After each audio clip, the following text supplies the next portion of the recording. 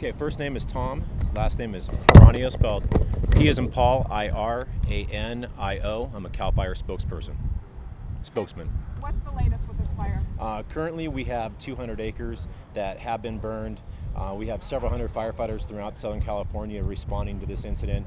We are still under a mandatory evacuation for the 150 homes that are in this area. Could you talk about how the wind shifting has been a problem? With wind shifting, I can't elaborate on this, but once we anchor the fire and we go into a direction and we have crews on the lines actively putting fire hose down and the wind shifts, it's a very dangerous situation. It could burn over line we have created, and we need to take a step back, really reevaluate our actions on this fire. What are some of the challenges you're facing today? Along with the wind, we have a lot of acreage that has not burned in a long time.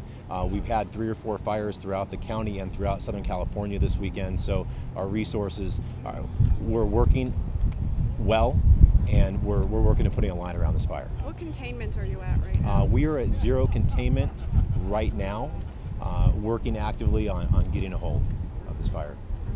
And is this where people were actually coming as a safe place? They were coming to the Acorn as a safe place. It's currently where our incident command post is. I do have some road closures for you. Road closures as of Old Highway 80 and La Posta Truck Trail, Old Highway 80 at Ribbonwood, and 94 at Church Road.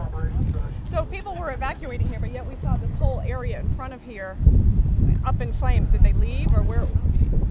Once again, they took refuge in a large parking lot where it's safe. We are recommending to seek other evacuation points away from this fire area. So not here anymore. Earlier in the day? Earlier in the day it was, so long as the roads are open and you're able to access the freeway and we're able to get civilians out of harm's way. That is what our goal is. Okay, but now where are you sending people? You don't really have a specific spot? Not a specific spot. We do not have a shelter specifically set up right now.